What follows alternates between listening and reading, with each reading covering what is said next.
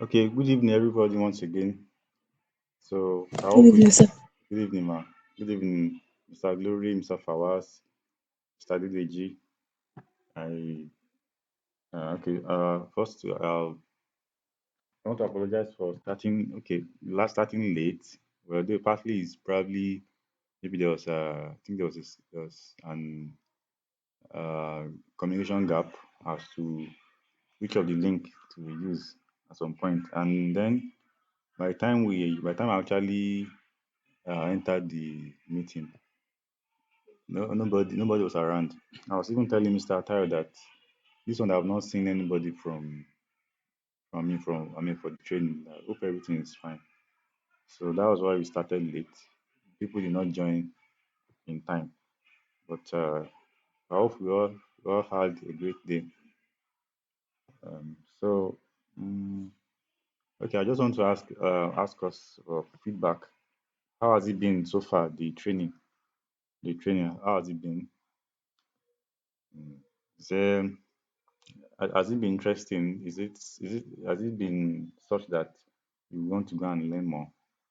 Is it something that is how do I say it? This is meant to be a crash course actually, so it's meant to be an appetizer or more like an introduction to data analysis. So most of the work will still be done on your part.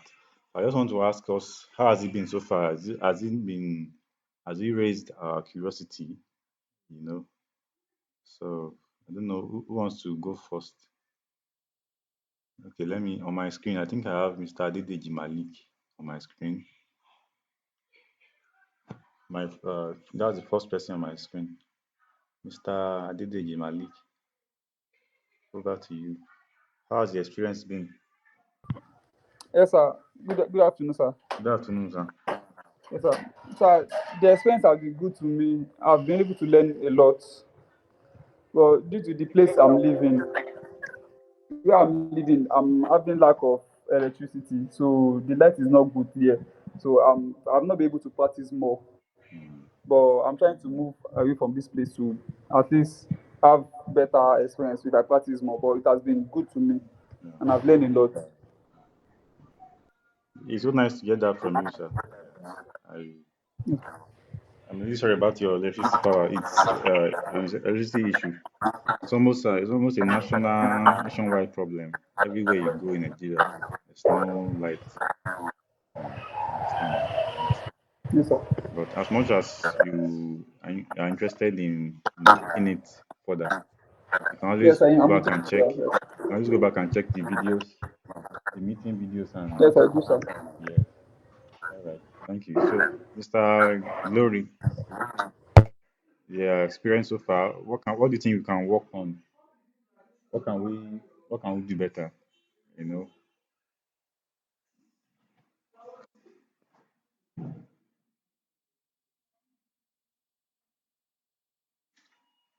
Mr. Glory.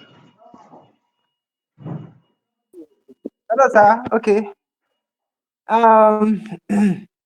So my experience with the like you said, is a crash course. Because it's a new field for me personally. Um. After leaving school and everything, I have not really gone into anything that has to do with statistics or mathematics or so. Coming back to this field is like it's almost like an eye opener, and I believe it's serving its purpose, which is to introduce us to SPSS. But I believe that with time and practice, someone can achieve a lot with this tool. So that's what I believe, sir. Hmm. Thank you for your feedback, Mr. Glory. Thanks so much. Yeah, yes, sir. Okay. All right, Miss Mr. Fawaz Temitope.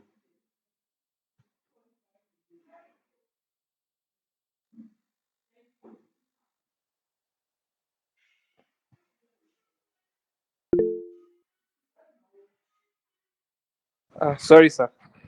Okay. Good. Good afternoon, sir.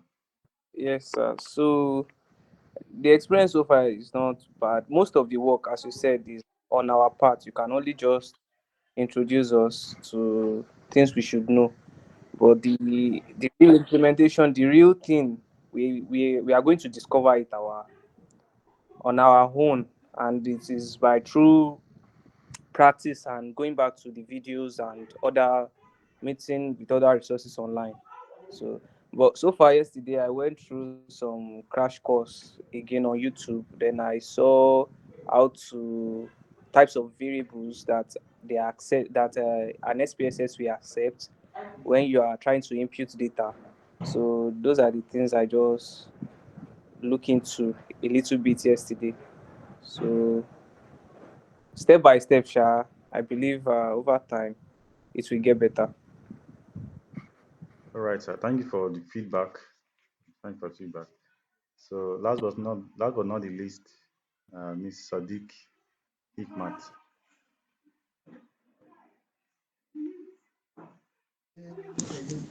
Good evening, sir.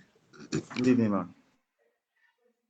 Yes, sir. The first day I wasn't online to even attend the class, but the second day I came late. It was the assignment I met. So, but I asked one of my colleagues to explain, and so he now said you've sent the videos and others to it.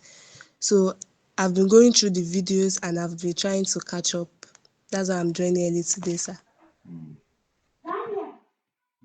Okay, that's good. That's good. That's good. As long as you are interested, there are materials on the internet. Materials on the internet. Yes, You know, yes. you can check. If you can check our class and take, get some insight from our classes so far. And you can also check some materials online on YouTube. So I just feel like something you can. I feel like it's something you can do. Can do. All right. So thank you all for the feedback. Thank you all for the feedback. So today will just be okay. Okay. Miss Hikmat, your hand is raised up. Sorry, sir, it was a mistake. Okay. No. Okay. No problem. Problem. Okay. All right. Um. So I think that's. I mean, the feedback are well received. So today we'll be looking at test of association. So this is another common test, another common analysis that is done under inferential statistics. So it's one of the tests that you can do under inferential statistics.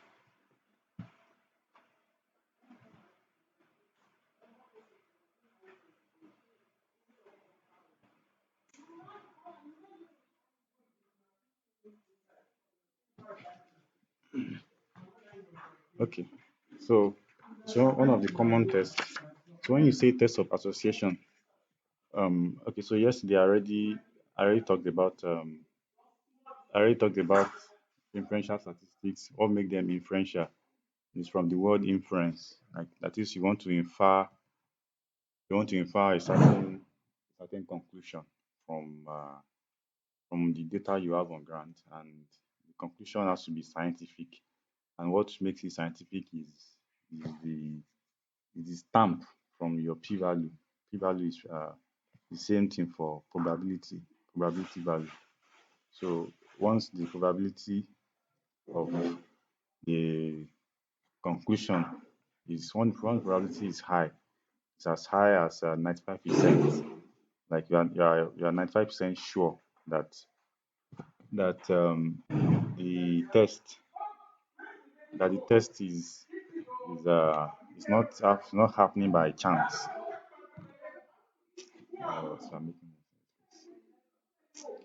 So once you are 95% sure that the test is not happening by chance, you know that's it's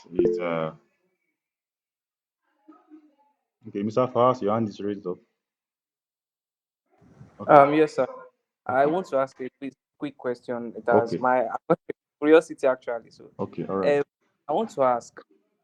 So, with this SPSS and database, are we to learn that, and are we to learn how to use Microsoft Excel as well?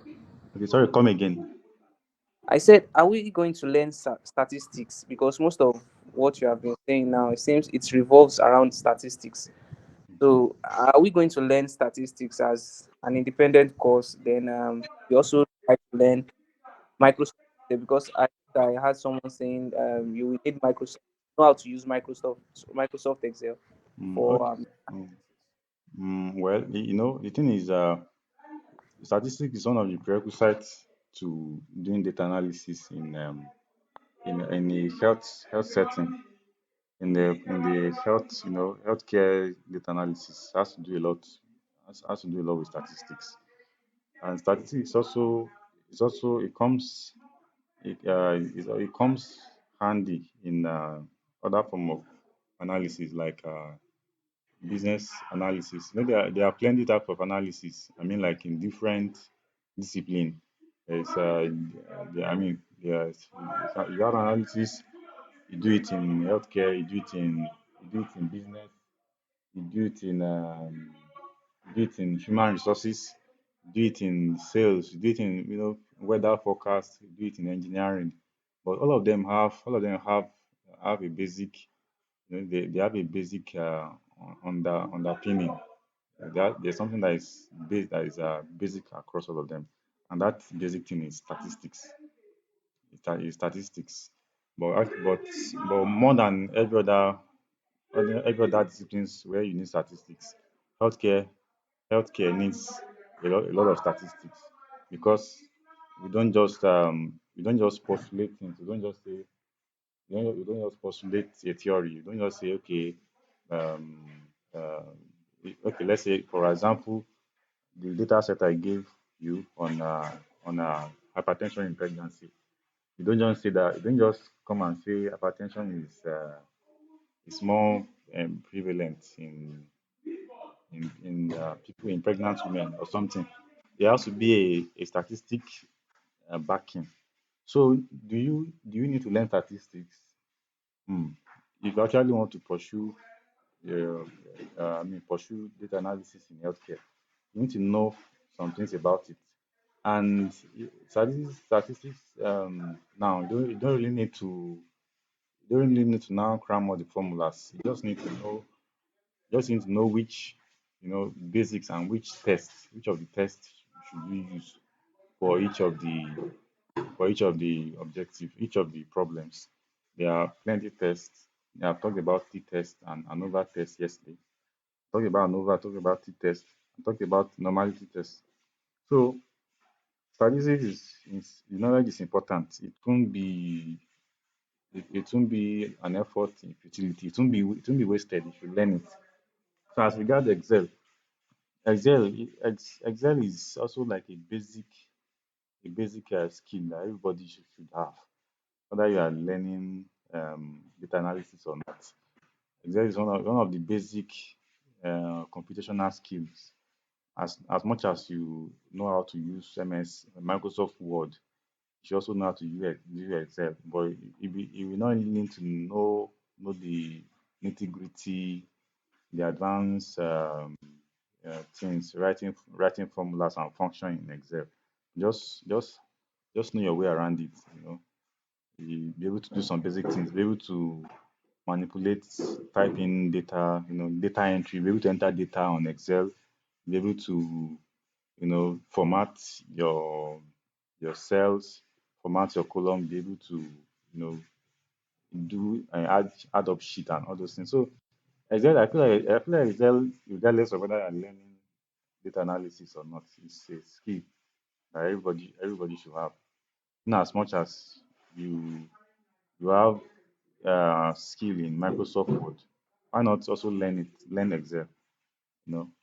So I just feel like so so I feel like that. I think that's the answer to the question. So basically, statistics is important if you are going deep in healthcare analysis. That's number one. Then number two, learn Excel. Excel is also a basic computer skill. Learn both of them. Okay, thank you. Okay, you're welcome. All right. So test of association. So okay, Mr. Emmanuel. Mr. Emmanuel, all right.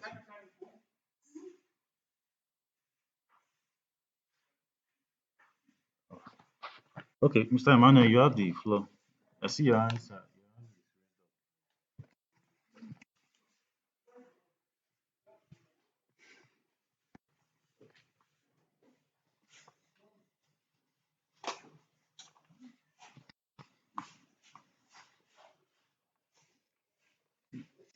Okay, maybe it was a mistake. I guess it was a mistake.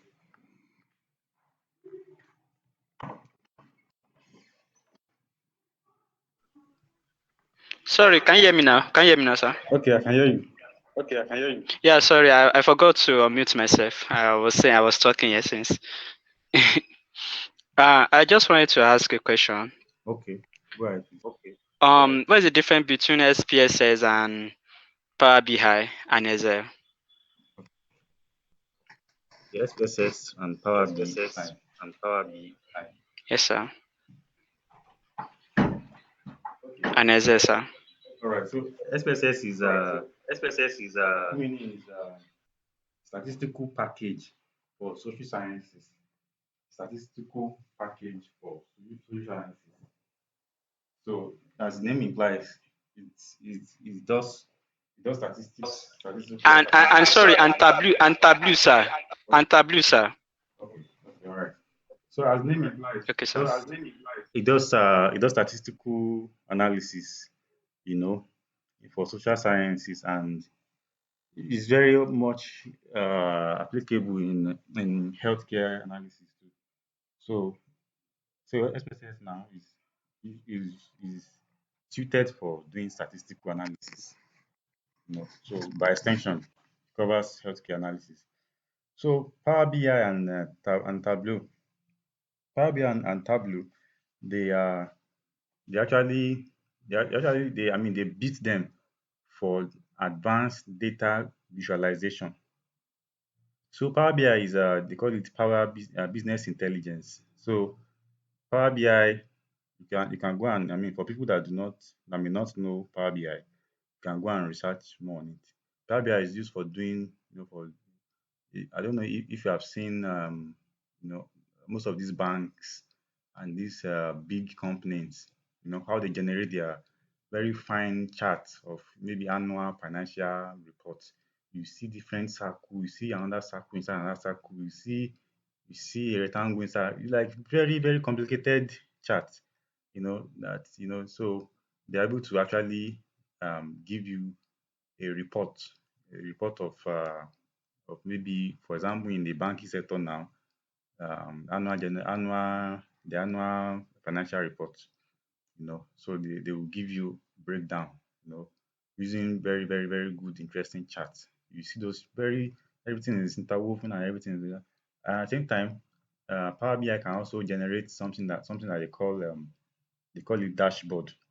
Dashboard is dashboard is like also a form of data visuals, charts and all that. But dashboard is more interactive in the sense that as you are it changes in real time.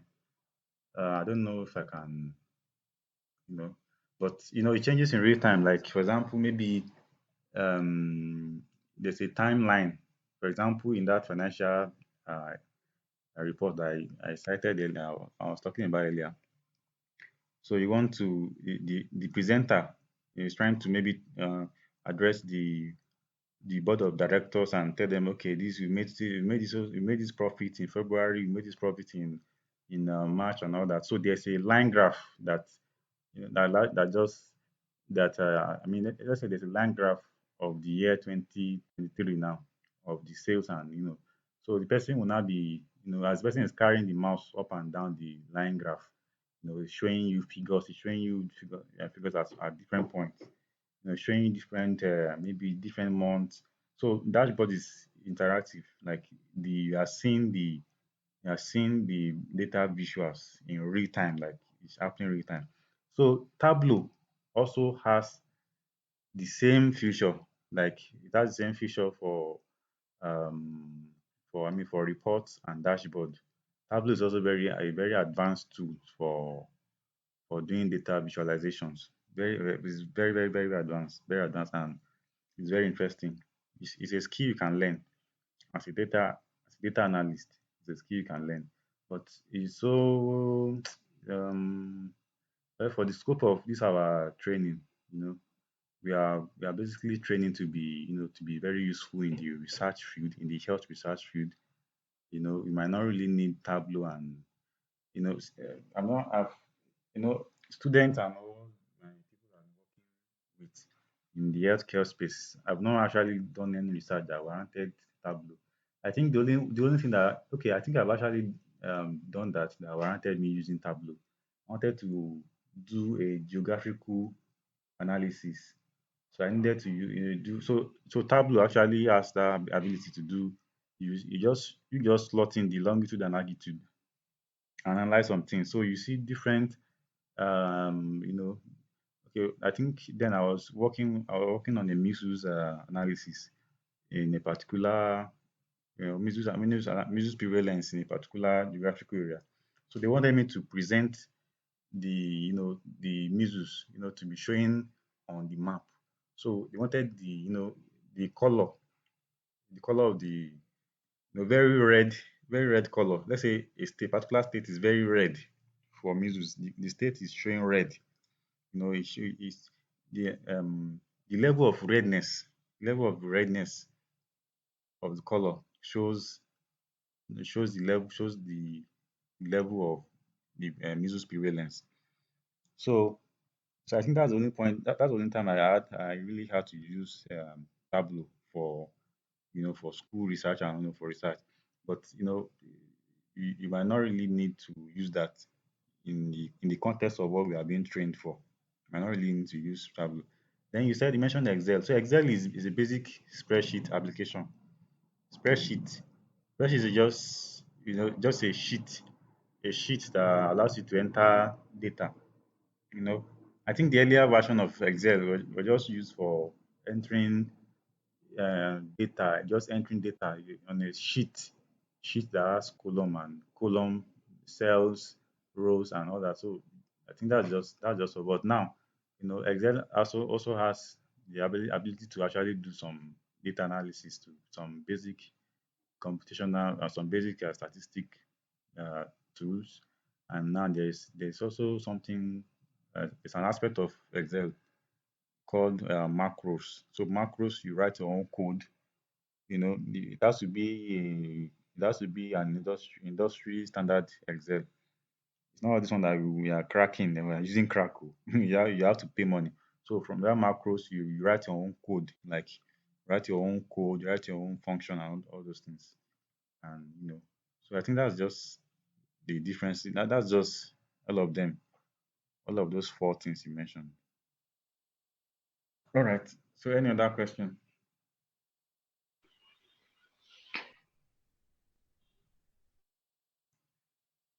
Okay. All right. So if there are no questions, I'm really happy that we are having questions, because that shows that we actually doing our own research, and it shows our, it shows the extent to which you want to go. Because I don't, like I said, if you remember the first class, the first training we had, I said you should strive to learn more. Most people would normally enter data analysis through SPSS, but you're not expected to remain there. You need to enter some coding. You need to start learning SQL, that structured query language. You need to enter Python. You need to enter R. You need to gather plenty enough knowledge. So I'm happy that we have questions that are surrounding other softwares. It's very important. It's very good. So let us focus on today's class. So when you say test of association, so basically what you're trying to do is you're trying to find, is there any form of relationship between two qualitative, mind you, qualitative is qualitative data. For example, if we're talking about qualitative data, like all of this age, sex, marital status, these are data that show quality of something. They don't show quantity. So in other words, categorical data. So so you want to show a form of relationship between two um qualitative data. You use test of association. You want to know if there's any association between two things. So the test of association is the particular test that we use is chi-square. Is chi-square. So chi-square is also very simple. Very simple. So if you want to do chi-square in SPSS, you go to analyze, you go to what? Go to descriptive, look for cross tabs. So when you look for cross tabs, so you can see these are your variables, this is your row and column. So you just um put in the there are two actually. When it comes to variables, there are two types of variables. There are two types of variables. There is what we call independent variables and dependent variables. When you say when you say a variable is independent, means that it does not that means that variable is capable of acting alone. It's no other variable might affect it. No other variable might actually affect it. For example, independent variables are variables that you do not really have control over. Yes, you don't really have control over. Let me just say it like that in a layman's language. For example, gender. The gender of your gender, you don't have as a researcher, you don't have control over gender. You don't the participant, that is in this thing, the person appears as a female. There's nothing you can do about it. The person will write female down in the questionnaire, right? The person says is 21 years old. That's what the person claims to be. You cannot really, the variable actually stand on its own. Other variables do not actually impact or affect it. So those ones are independent variables. So also, like most of your social demographic factors, they come in as independent variable. So now when you now say a variable is dependent variable, when you say dependent, it means that it depends on other variable, or the other variable can actually affect it. For example, let's say knowledge of something now. Knowledge of When you say knowledge of hepatitis in this our material A, the first material. Knowledge of hepatitis can be due to plenty things. Can be due to your exposure in terms of educational level, right? Education can affect your knowledge of hepatitis. Gender can even affect it. Funny enough, your tribe and your ethnicity can affect it. Maybe you come from that ethnic group whereby, maybe ethnic group whereby people share a lot of maybe people do all of this incision, cutting. They use blade a lot, cut blade. They do circumcision. They do, they share in all of these things. If you are from if you are from such like if you are from such ethnic group now, you would expect that you know you might actually be predisposed to some of these blood contaminated, blood contaminant, blood infections, because of sharing of those things, such as hepatitis B, like that. So so now I'm trying to paint a picture to you, like when you say a variable is dependent, means that the effect can actually, can actually be due to some other variables. Now, the effect can be due to some other variables such as independent variables. So a variable that is dependent would normally depend on independent variables like age and the likes. So for chi-square, your column, most times your columns, you your put your dependent variable in your columns. So let's say now we are working with let's say now we want to find if there's any form of association between age group, gender. No, let's say we want to find if there's any form of association between gender and hepatitis status. That's positive or negative. So we've taken our hepatitis status as our independent variable. So most times your column is where you put your independent variable, like all this knowledge, hepatitis status, all those things. So you put it there, put it there, and your row. Most times your row will be independent variable. Let's put gender here. Okay, so now let us see what we can set in these options here. So statistics. So we are doing chi-square, right? So we'll click chi-square. Click chi-square. For other ones, you can leave other ones. You don't really need to do other ones. Just leave other ones. Click on continue. Cells.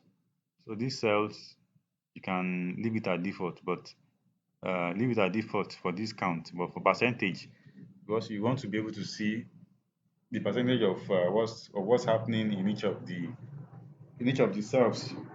So you can say, so you have rows, column, and total. So let me choose row. So I want to see the percentage of the or I mean as regards to row. Don't worry, when the result comes out, I will explain what I mean by this percentage. So click on continue. So just leave every other thing at default. So click on OK. So let me maximize. All right. So you can see the so this is our chi-square table. You can see.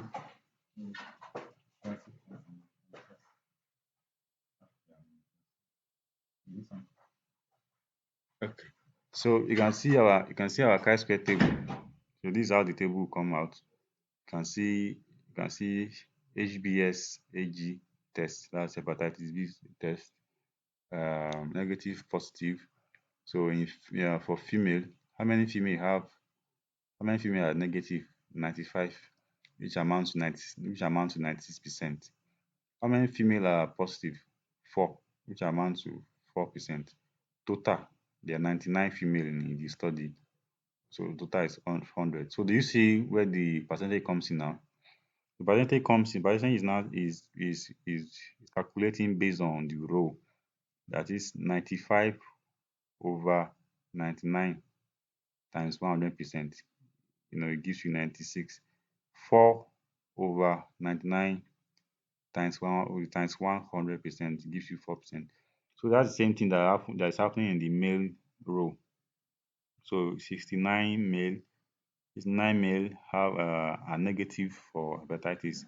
Meanwhile, 12 male, can you see?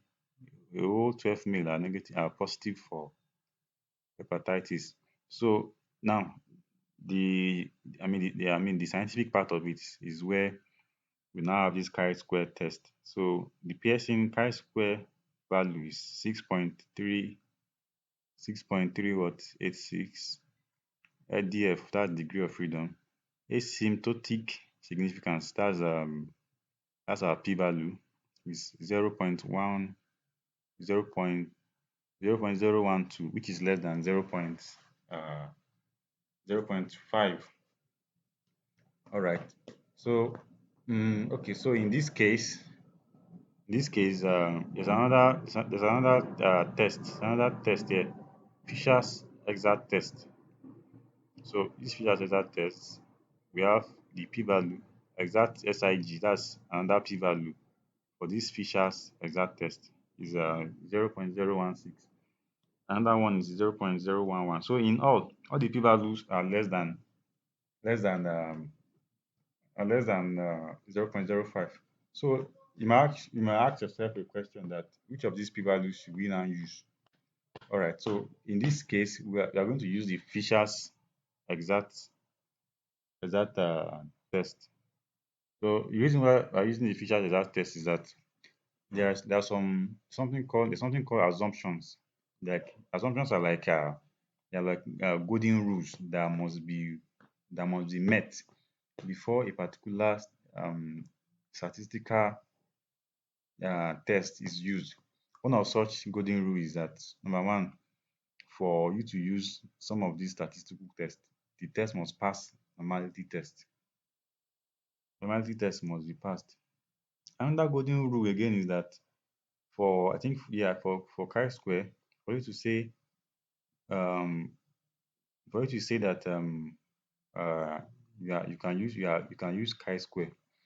One of the all of the can you see my screen? All of the cells 95, 4, you know, 69, 12, all of them must more than 5. So 95 now is more than 5, right? Um, um, 4 is less than 5. 69 is more than 5. 12 is more than 5. So this 4 that is less than 5 now, as it has actually that's actually in a way disobeyed the assumption for chi-square. So because it has actually disobeyed the assumption for chi-square, so the software is going to automatically generate an alternative test that can be used that we can use. So that's why we are having Fisher's exact test. So in the event that all of the assumptions for chi-square are met, in fact you not even see Fisher's exact test. So we'll go with this 0.1, this exact SIG, one-sided. We'll go with this 0.1. So even if we use any of the p-values, any of them is still significant. So now what we can deduce or what we can infer as an inferential statistics from what we have done is that there's a significant association between gender and hepatitis status. So you can now further say that okay, because why? Because you notice that there are more males having I mean more males have tendency to have hepatitis, like because male are more positive for hepatitis because 12 you see that. So you can see that in essence. So that's that about that. So you can also check some other, you can check some other, let's check for some other association. So I said if you are doing chi square, you go to descriptive, you go to cross tabs. So let's check, let's see if there's let's see if educational level also has effect. You know, we also know that this our finding, this our result is peculiar to this study. Oh. In some other study, you might not, it might be female that will have more prevalence. Even in some other study sef, there might not even be any form of association. In some other study, it might not even have any form of association. So, but let's go back to what we're doing. So, but let's see what will happen with educational level and hepatitis test. So you can just check your this thing again. So we've checked chi-square, the cell. You are using row. So let's continue. Click on that. All right. So this is our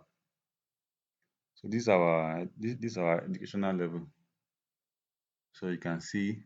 You can see no educational level 2, positive 0, 30. So just go around, view the table.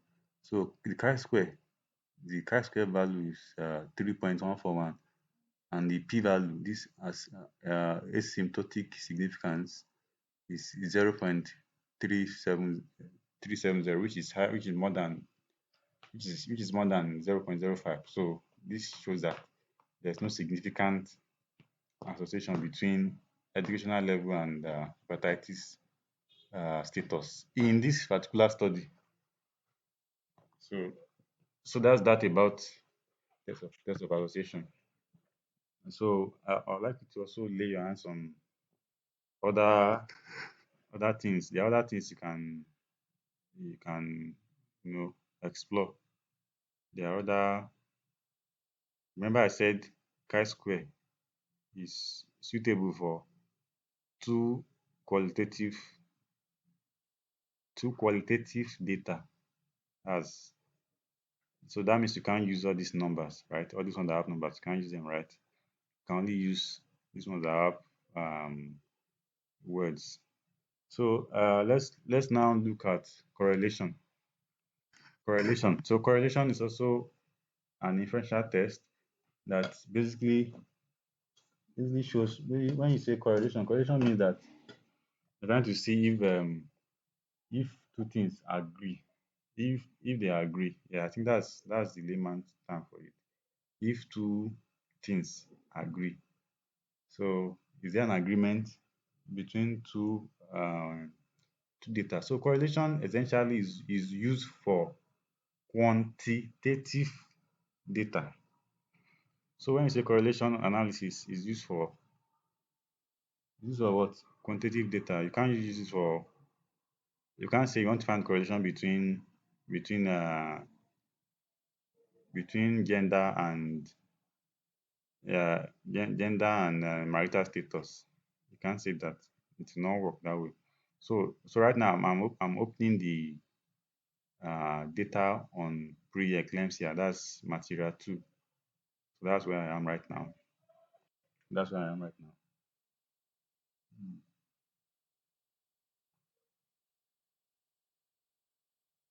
Sorry, I'm checking. Okay. So that's where I'm right. So I'm there right now. So what we want to do is now I want to find if there's a correlation between each of these quantitative parameters. So we have, yesterday we talked about SBP and DPB, being the systolic blood pressure and diastolic blood pressure. If you are if I mean all of us have had one reason to check our BP before. BP comes to now. Blood pressure, you see, maybe they'll say your blood pressure is 125 over 94. So they say 125 over, so that it comes to 2. So let us even see in this particular study, is there any correlation, like is it tallying together, like across the whole participants? Is it tallying together? So what do? We go to analyze, we go to correlate, right? Analyze, correlate. We go to bivariate. Bivariate. So that bivariate is bivariate, by variable, two variables. So let's find SBP. Let's find if there's a correlation between SBP and DPB. So leave leave the person, check this person, leave it like that. This person correlation is used. It's used when the data is normally distributed. Remember I said, for you to do any inferential statistics, you must actually establish if that data is in a normal distribution. So for correlation, use person if the data is normally distributed. But otherwise, if it did not pass the normality test, you will have to use Spearman correlation. So let's just tick the two. Let's just tick the two, and so we are using person and Spearman. So can we do anything here? Is there anything that we can do here? No, let's leave it style. Let's leave style. Let's just run the analysis. Let's run it. All right. Very good. Very good. Okay. So this is the correlation result. So correlation now, this is coming out now. So for SBP against itself, SBP against SBP, of course, the correlation will be one now. Like they are reacting the same thing within itself. So it's going to give you one. SBP against DPB, the correlation is 0.7 is 0.734. All right. So uh, uh, for correlation is graded from -1 to 0 to +1. Now, why do we have -1 to 0 to +1? -1 is showing you that is showing you showing you a spectrum. It's a spectrum of correlation. At -1, that's the lowest correlation you can have. On the negative, that's the highest correlation you can have on the negative side. Zero is the middle point where there is no correlation. +1 is the positive side where there is correlation. Now, what are we saying? What we are saying is that the highest correlation you can have on the negative side is minus one. That means that if two things are being correlated and you have -1, it means that there's a negative correlation. It's a very strong correlation. So now correlation is also graded. Any correlation of 0.7 to 1 is considered a strong correlation. Any correlation of 0.3 to 0.6999 is 0.699 is considered a moderate correlation. Anyone that is less than anyone that is less than 0.3 is considered a weak correlation. Now, uh, correlation actually measures strength, and it measures whether it's positive or negative. So negative correlation now is basically saying that as one variable is increasing, the second variable is decreasing, like they are going in opposite direction. Let me look for let me look for a similar example in our everyday life. Anything that is there are there any two things that one is increasing, the other one is decreasing? Let me look for what can we do? What can we look out for? Hmm. Can anybody give us any idea of two things that goes hand in hand, that if one is increasing, the other one is falling? Don't say naira and dollar. Don't say dollar and naira. But is there anything that as one is increasing, that one is falling, apart from naira and dollar?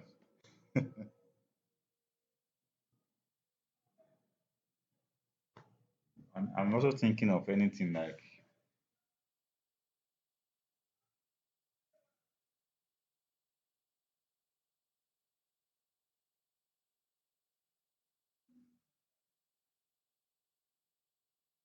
okay, all right. Let me just think of something. Let's say strength.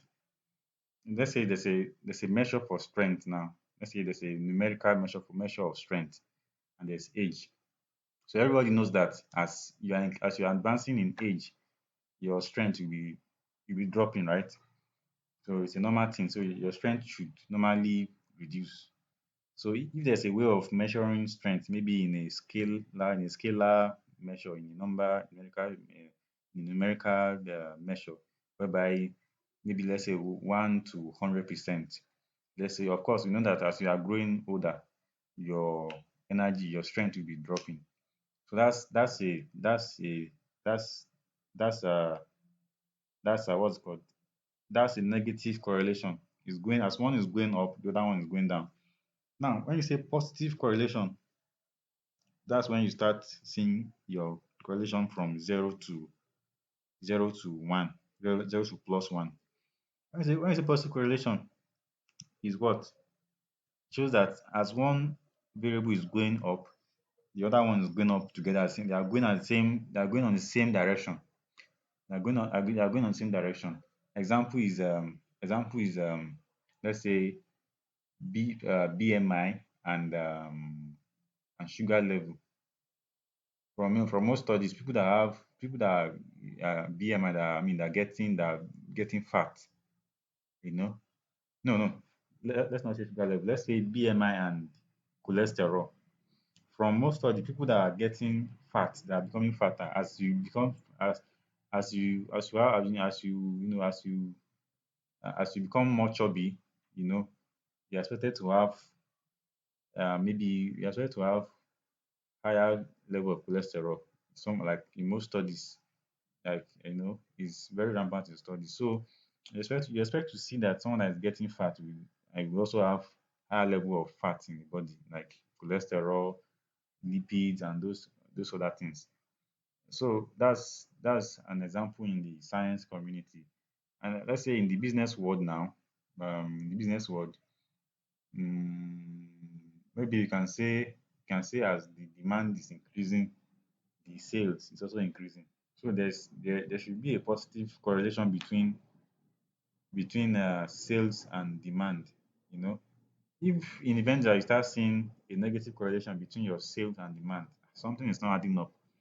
You are selling things out fast and demand is coming, but you now went to go and do you now give your give your business sale everything inventory to the analyst, and person now did correlation between sales and demand, and person now tell you that there's a negative correlation. Maybe somebody is stealing your product, or like it doesn't even add up. So now, now you have seen that if you correlate SPB against SPB, it will give you 1.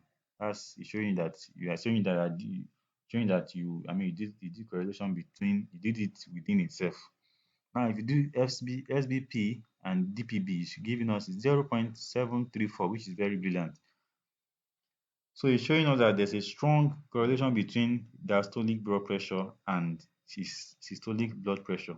So I mentioned that any correlation value from 0.7 to 1 is considered a strong correlation. So now it's a positive correlation. So it shows that as SBP is going up, you're expected to be having an increase in your DBP also. So this SIG, I told you that once you see SIG, is p value. So p value is 0.00000. It's telling you that it is highly significant. Like the stamp is like bam. This like there's a stamp on it that this thing makes sense. That's it's correct. Scientifically, it's correct. This n is just telling us the number of participants, the number of occurrence. So it's saying 75 people, 75 presented in SBP, 75 was also presented in DPB. You can confirm that. So the number of so you see there are 75 in number. So that's that. So now this is for Pearson correlation. Remember I said Pearson correlation is used for what's it called? Is used for tests that are found to be in the normal distribution. After you've done your normality test, and yeah, you have that. So and I said let's just see if okay, let's just uh try it. Let's just add Pearson. Let us use Pearson correlation in the event that you did your normality test and it didn't pass normality. You use Pearson correlation. So use Spearman. So this Spearman also shows us something in that regard, that there's also a very strong positive correlation between SBP and DPP. So we are correct on both fronts. Let us check another thing again. Let's check another thing. Can we check another quantitative variable here? Sorry, let me use data set 3. So let's look for PCV, and let's check PCV. This is PCV and WBC. Okay, now let's check PCV and mm, okay, let's check. mm, okay, let's check PCV. PCV and systolic blood pressure. Is there any correlation between them? This is PCV, HCT, PCV. We all know PCV. So let's check if there's any correlation between the two of them. So we go to correlate, go to bivariate. So we want to use when we are doing SBP and PCV. PCV. So let's just check your, tick your piercing and Spearman. Click on OK. Okay, so these are our results. Hmm. So these are results now. It's showing us that it's almost as if there's no correlation between PCV and blood pressure, the systolic blood pressure, because this one is showing is 0 point, minus 0.05. It's a very weak correlation. Even the p-value is higher than 0.05. So there's no correlation between PCV and SBP.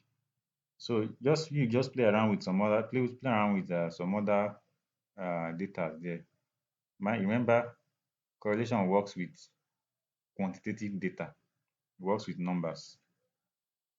So now we've done test of correlation. So now let us do regression. I think that will be the last thing we'll do. So I'll just briefly introduce us to regression. So regression. There are two types of regression, two common ones. Yes, linear regression and multiple logistic regression.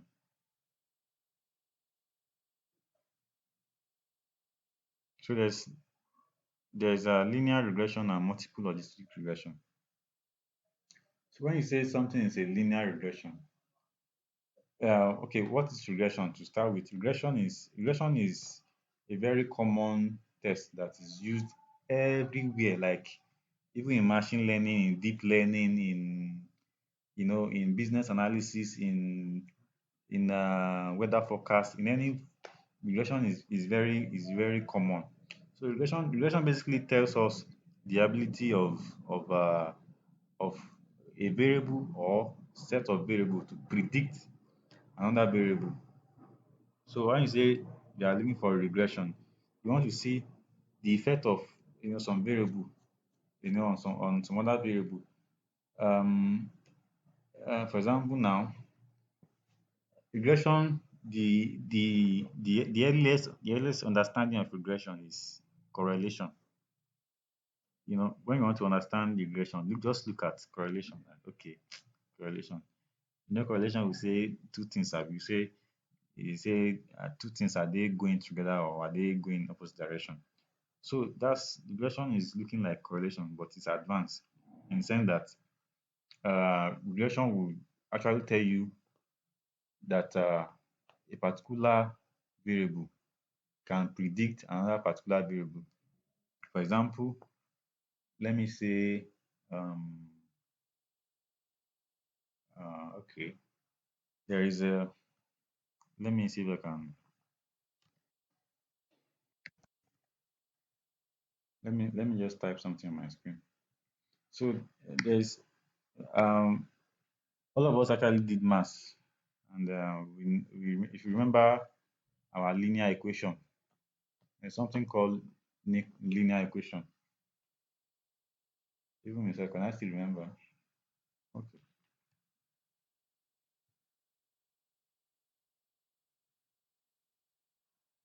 So linear equation where you have, they will tell you that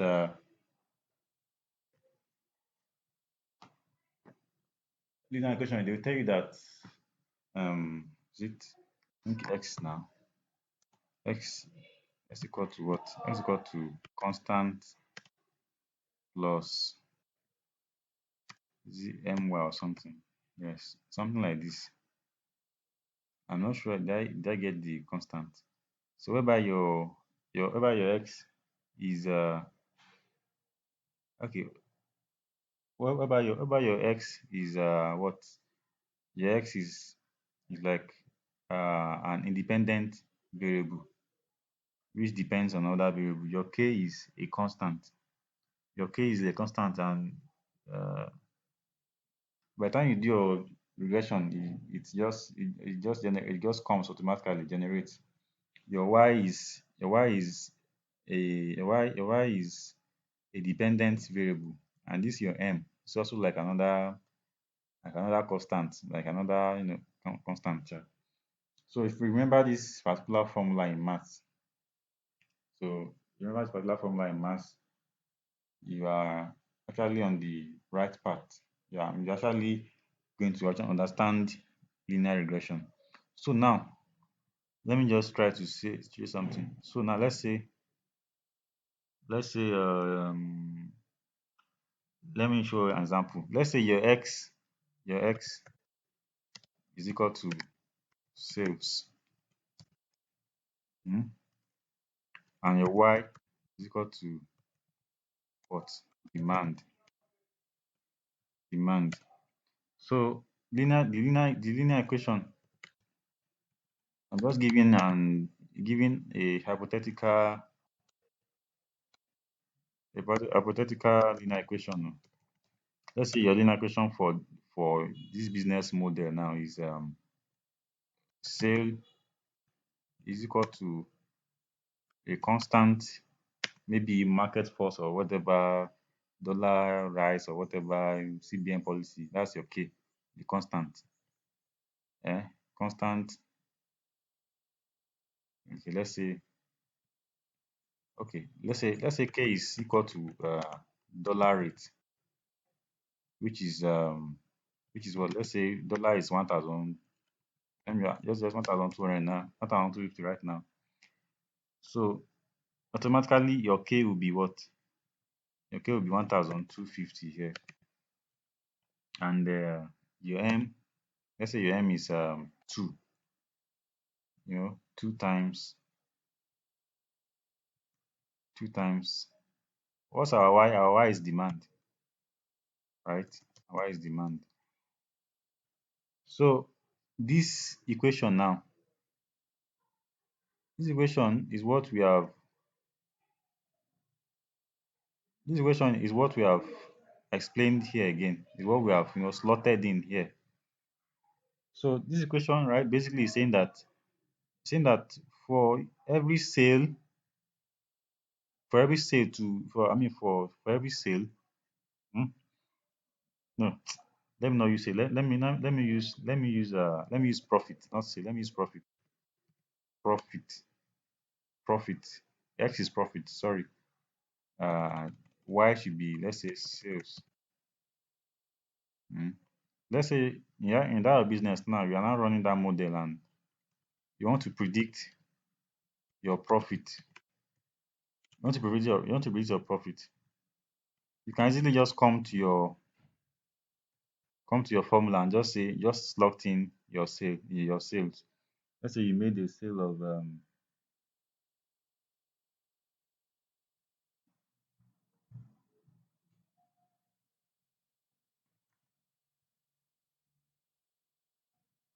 sorry, can you see my screen?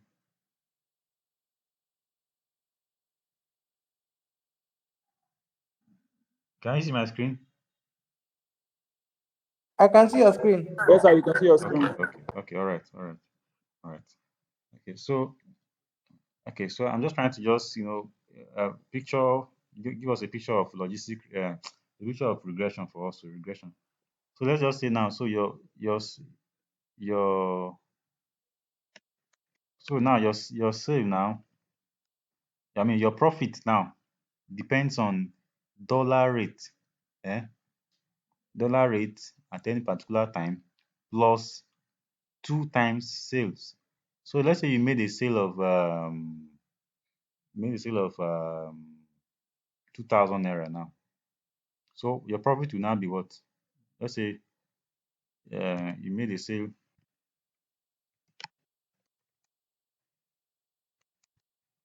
of 2,000 naira. So your profit will now be what? profit is equal to 1,500 plus what? 2 times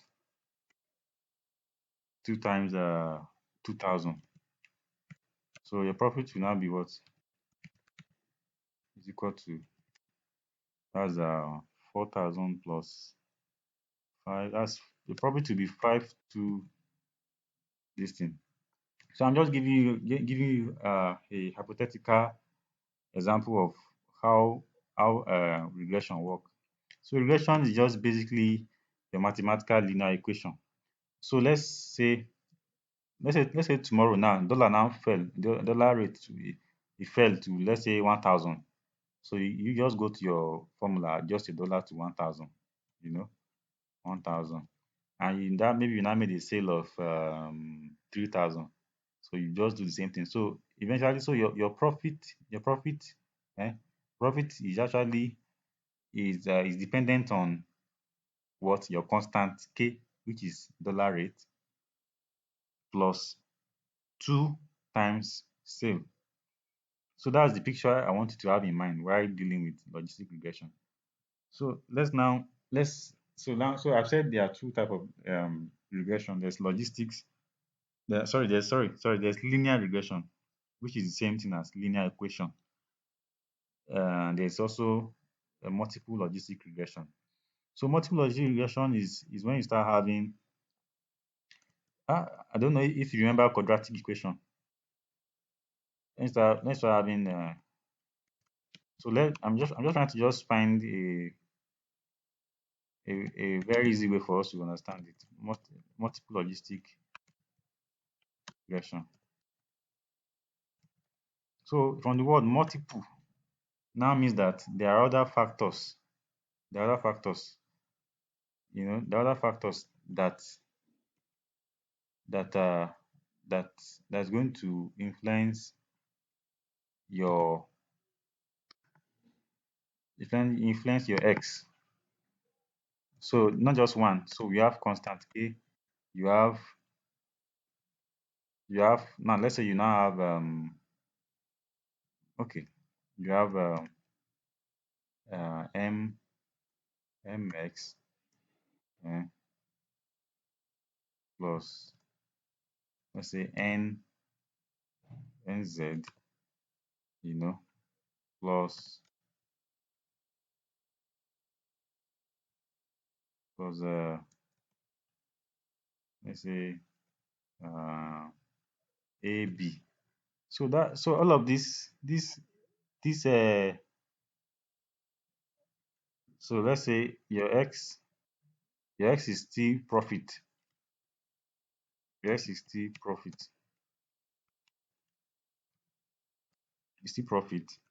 Your y is sales. Your y is sales. Your z, right? Your z is demand. Your b is what I'm not good with all these business things. B, what again can we say? B, let's say b is ah,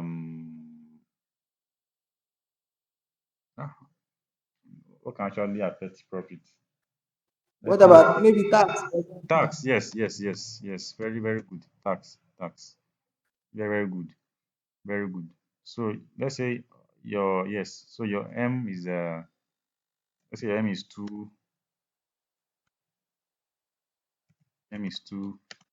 n is so usually all these your m, n, a, they usually be numbers. They're just maybe numbers of just hypothetical numbers. Just numbers. 01. Yes. So now eventually when you now write your formula out, you have profit is equal to constant, which is still dollar rate. you know Remember, this is what we are doing this in this equation now. Dollar rate plus what? Plus m, that's 2 times sales plus 3 times demand plus what? Plus 1 times tax. So now this is telling us that there's a multiple things. I mean, there are multiple things that can affect your profit, as opposed to linear, which is just one thing, one factor, which is sale. So in this linear equation or linear regression, only sale is affecting your profit. But now you want to now look at the effect of sales, effect of demand, effect of tax on your profit. So it becomes a multiple logistic regression. So that's just the understanding I wanted to have. So now let us do regression. So if you are using SPSS for regression, just go to analyze, you see regression here. Can you see regression here? So if you are doing linear regression, go to linear, click on linear. So you can see dependent variable and independent variable. So dependent variable now, let's just see. Let's try to see something. Let's try to see the effect of or let's try to see how well somebody PCV somebody PCV can predict their blood pressure. So that means that blood pressure is the X in this case. Blood pressure is our X, right? Blood pressure is our X because we want to see, yeah, sorry, here, yes, here is our X.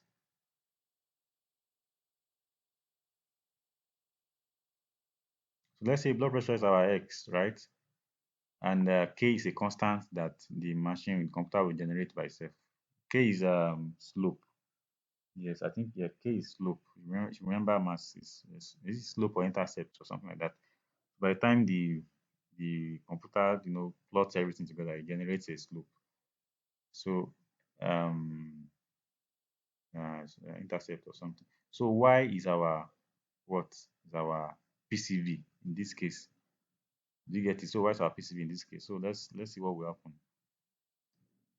So dependent now. So dependent is the y, is the one that is going to predict something. So that's our PCV.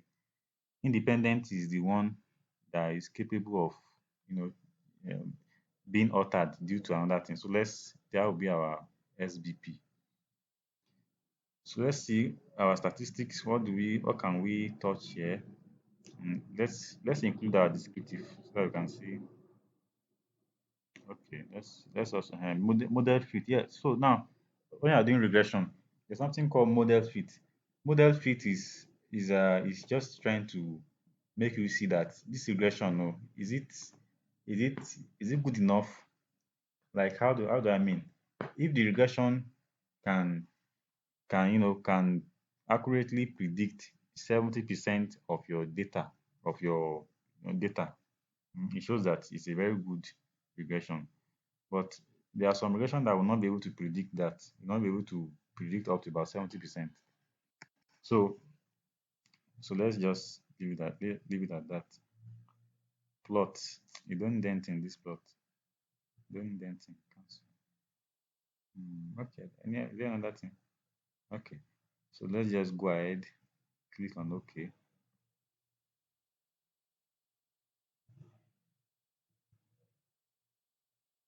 Okay, so the table is out now.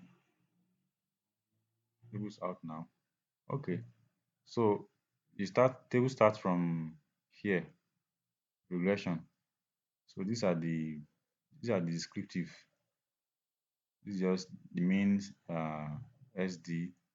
So again is going to do correlation. So it has done correlation for us now. So we can see correlation, which is weak. There's no correlation. Also doing this variable entered, variable removed. Leave this one. Model summary. So this R is what we are interested in. No, this R square is what we are interested in. This R square shows that um it shows the percentage of the data that the regression command was able to actually predict. So here it's actually showing that it was able to predict 0. I mean 0.003% of the listing, which is very very very weak. It's very very very weak. So in fact our what's it called? Our result our results will not be really, it won't be substantive, it won't be authentic because it's predicting just 0.03% of the data set. So which is very, so I said if the regression is going to be correct, it has to predict up to about, I think, up to about 60 or 70% of the this thing. So eventually what we have is okay. So now, just this ANOVA is just another test of the two things that we did, but we don't really learn anything here. So for the regression table, this is where we actually have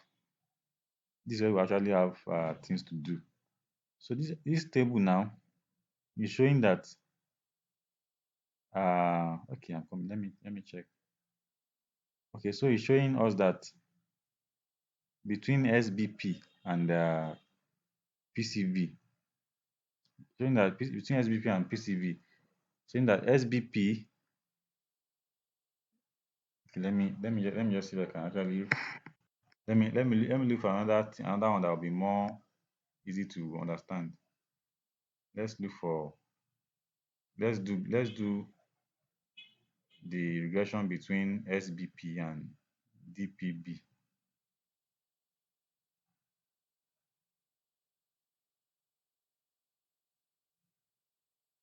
Let's do for this one.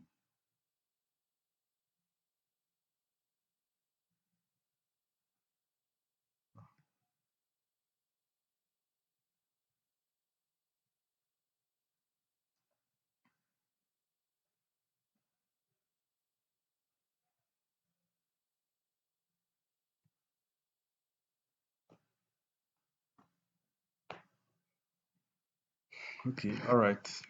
So here we are now. Here we are. Okay, here we are. So this is our so this is our regression between SBP and DPB. So you can see the Pearson correlation. So it shows a very strong correlation between SBP and DPB. So we already seen that this regression will make sense. So the R square shows that the the regression model is able to predict 53.9% of the data set, which is still a bit, it's moderate. Yeah, it's not strong enough, but it's moderate. So this is an over test of the two variables. So this is the coefficient. Now, so DPB now is showing us something now. So you can see under here we have unstandardized B. Sorry, we have unstandardized coefficients. You have B and you have standard error, right? You can see standardized coefficients. You have beta, you have T, you have SIG. I've said SIG is p-value, right? So basically what, let me try to interpret this table for us. What this table is showing us is that for DPB, the K constant is 1.050, while the M constant is 0 point sorry, 0.734. So now let me go to my Excel, my PowerPoint. So like I know it's a bit tricky, but I believe we can actually understand it when we go back and check the video.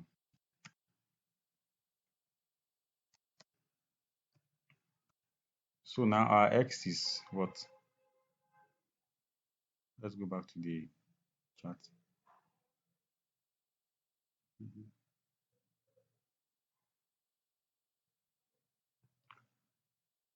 So, and then variable. So our SBP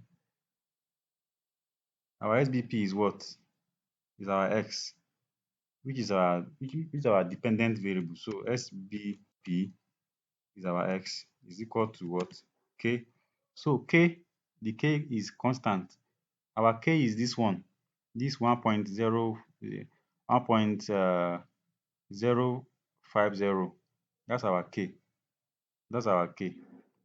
That's our constant. So our k is what? 1.050 plus our m. So where's our m now? So our m is this one, 0.734. That's our m. 0.734. 0.734 of dpb. Do you get that? So now what this means is that if your dpb is if your dpb is, let's say your dpb is gives you, when dpb when dpb is let's say 100, what will be your spb? what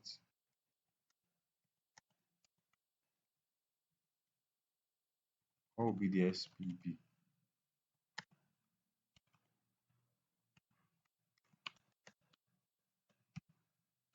So spb will be what? uh spb is equal to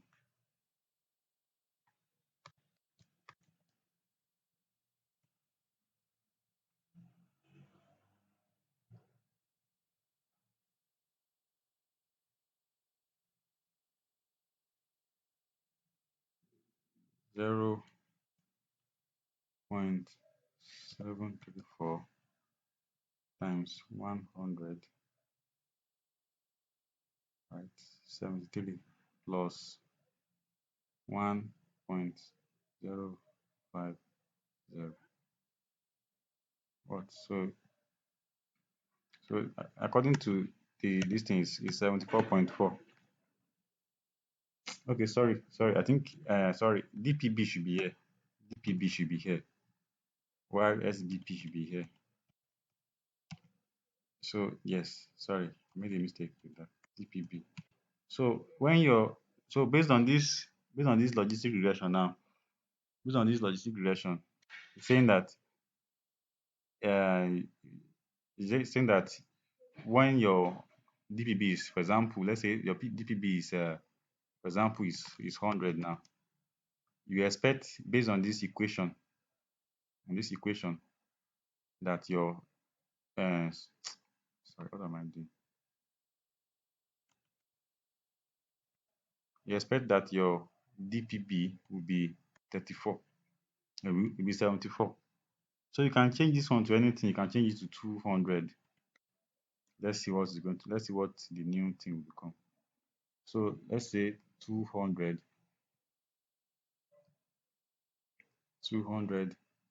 times 0.734 145 146.8 plus 1.050 gives you what? One.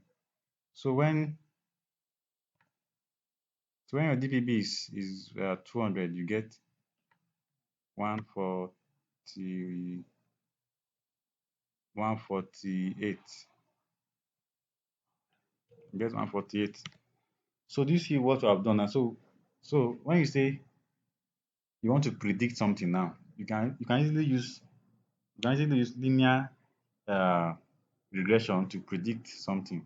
You just you just find your linear regression equation. Just find it here by checking, by checking this one and this one and this one and this one. Check it.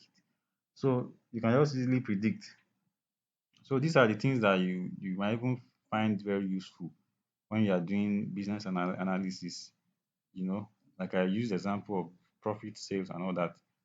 You understand? So you can easily predict that, okay, at if you are making this particular sale, you know, and you're giving your constant and your this thing, your intercept, you can easily predict what your profit will be. So it goes on and that. It goes on and that for other things too, like weather forecast. The people that do weather forecast also they do a lot of data analysis, but their own is very advanced. So that's why I said that regression is the fundamental thing in machine learning. In all of these in fact, all of these AI itself, they use regression a lot in AI because they can slot in about 200, like about 200 variables. Like 200 variables. Here now we have just three. Abi. We have just three. For example, now people that are doing weather forecast now, they can say they want to know a particular weather based on wind direction, based on temperature, based on humidity, based on different things, different weather parameters, and eventually they will tell you that the weather, the temperature the temperature in Lagos will be 36 degrees. You understand? So, as of course, these logistic regression models, these multiple models are being updated, are being upgraded. Like, that's just the idea of regression. So regression also is also very common in our analysis. So you can do regression of now we've done regression of quantitative data. You've done regression of quantitative data. So you can do it for no, see I'm seeing please leave me. Alpha, I'm still on the no Alpha. Alpha. So we can still do regression for qualitative data. Remember we've done regression for quantitative now. We've done with numbers. So we can do for qualitative. Let's look for qualitative. So let's use the data set on what's that now? On hepatitis. So you can just say, okay, I think we have something on knowledge. Yes, we have something on knowledge. So this knowledge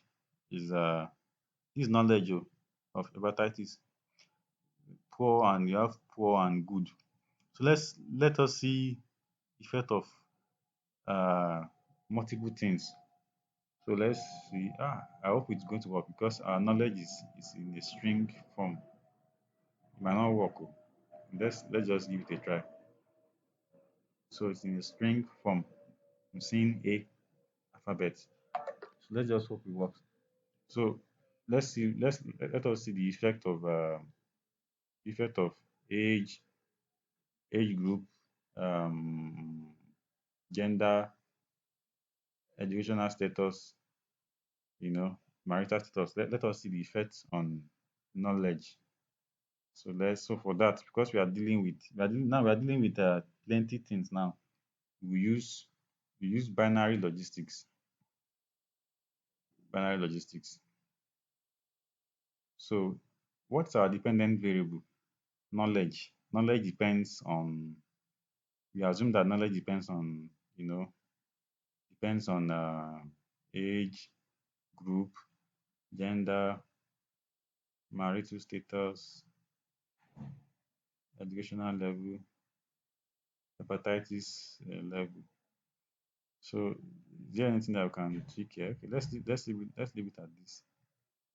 Let's leave it. Okay, should we have okay, let's leave everything at default. Let's just add our confidence interval. Let's add it. All right. So let's run the analysis. So so so now it's out. So you see that it's giving us a warning. Age age group. So age group is not saying logistic regression is this procedure cannot use string variables longer than 8 bytes. So it's giving us a warning, but I hope it's going to work. It's going to work out.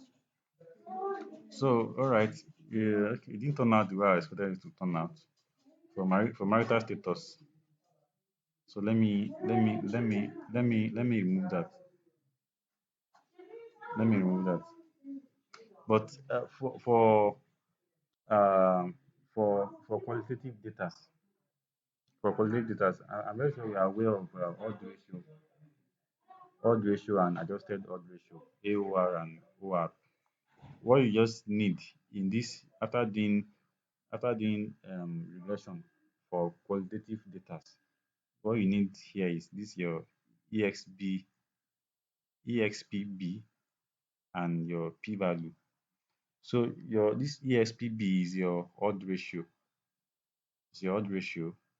So it just shows you the odds of the odd of something happening.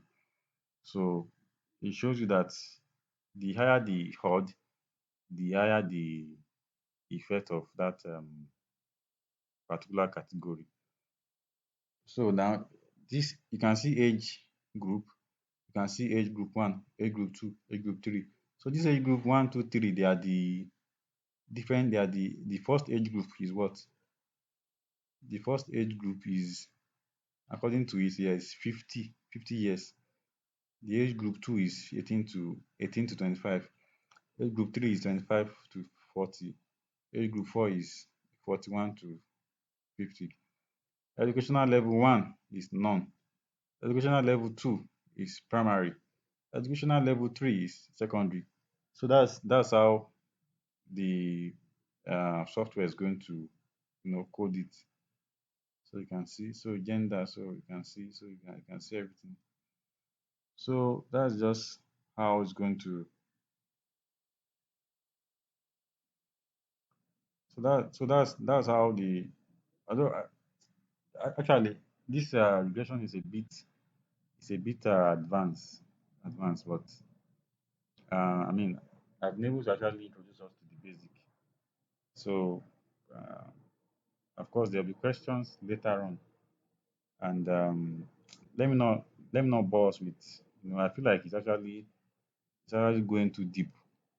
It's going too deep, but I'll just say when you are doing regression for qualitative data, that's for categorical data, what you need most importantly is your odd ratio, which is here, odd ratio and your p-value, and sometimes you may have to put your confidence interval for odd ratio. All you other detail, all these wild SE, EB, DF, you don't really need them. So all you need is in this place. So I will advise you to go online and you know research more on regression.